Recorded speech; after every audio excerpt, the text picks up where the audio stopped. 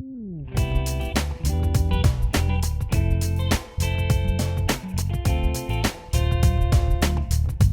with Bobby and JJ Radio, we were talking everything about the Patient Institute. Our next guest is a well-renowned clinician and geriatrician, has been doing this for 45 years. Only 45 years. He's a Texan from, by the way, of Kansas City in the great state of Kansas. Says he has better barbecue than we do. We don't believe him, but we'll take his word for it. I want to start, Dr. Parker, what is geriatrics? Well, that's a good question. Geriatrics is the study of aging and the treatment of folks as they get older and start having some of the diseases of aging. For some people, it's arbitrarily 65. You think, well, maybe I'm geriatric then. But quite frankly, there are many people that are very healthy and young at age 85 or even 80. And there are others that are old at 40 that have multi-system diseases. So the youngest person I've ever treated for Alzheimer's was 48 at the time. Wow. Yeah. So it's sort of an arbitrary question. It just depends upon your functionality and how many chronic diseases you have and things like that. We use the activities of daily living as sort of a gauge of that. Activities of daily living are those things that you need to be able to do to remain in your home, like bathing, toileting, cleaning yourself up. I think JJ's in trouble. Yeah. He's close, yeah. I might be. Can you cook?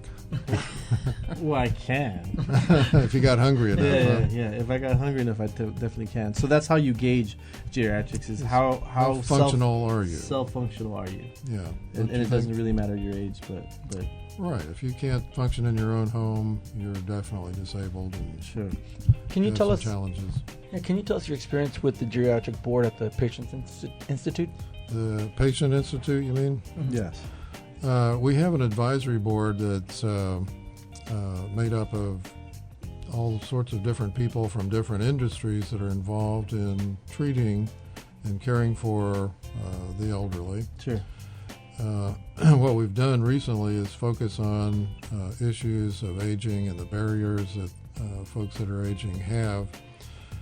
And we have we're developing a speakers bureau. So we have a lot of different types of experts that are willing to speak on various topics to various organizations that ask for our services. But we have people like bankers that can talk on elder fraud and abuse. We have people from the Alzheimer's Association that can talk about the challenges of Alzheimer's and treatment.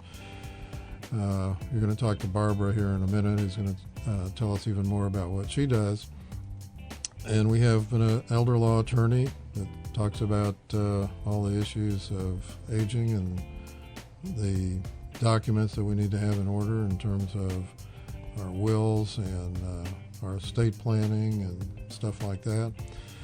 And so we even have an architect who's a expert in senior housing. He's been doing this for at least 30 years, and he's nationally known for his work in geriatrics with senior housing. And I think he has some innovative ideas about how we ought to be taking care of our elders rather than just warehousing them in a nursing home when they get to the point where they're so disabled they can't care for themselves. Right. That's awesome. So I know there's more people over 50 than under. So what does the senior population, or what will it look like in the next 3, 5, or 10 years? Well, we're having a tsunami, as you could say, from aging. When I graduated from medical school in 1971, most people didn't live beyond age 70. Right. And now the fastest growing age bracket in the United States is those over 100. Wow. You remember Willard Scott used to, on the TV, would wish a happy birthday to everybody that turned 100? Now it's a full show, right? They quit doing that. Yeah, I bet. There are just too many of them. Yeah, I remember it was always sponsored by that Smucker's Jelly or something like that. Yeah. That's right. Yeah. That was Luby's. No, it should have been Luby's. That's probably better. Yeah. You must be pretty old to remember that. Uh-oh. Yeah, I do remember. Yeah. Bobby's actually older than I am, though, just to let you know. So tell us about your involvement at the UT Health Science Center and the Senior Health Clinic. Our clinic, and this is a division of geriatricians. These are physicians that specialize in treating aged conditions, and nurse practitioners and physician assistants. We've designed a program that we think is sort of going back to the future, if you will. If you remember, those of you that are old enough, back in the 60s, you had a doctor that came to your house. Yeah, with a bag, and he opened it up. And he knew you and treated you in your home. He treated you in the hospital. He treated you in his clinic. Not that long ago. And he had continuity. Right. So now what we're doing is in a team-based approach where we follow patients both in the hospital, in the clinic, in the nursing home, in the rehab facility. So the same team is taking care of the patient. Most medical errors occur during the transitions of care. When you go to the hospital and you have an emergency and you see some doctor that doesn't even know you and you have a complex medical history, what are you going to do? Right. He starts all over again and he may not get it right. So you want continuity in the medical field. Continuity of care is, I think, imperative. The way we communicate with each other and hand off the information, particularly as healthcare becomes more and more complex.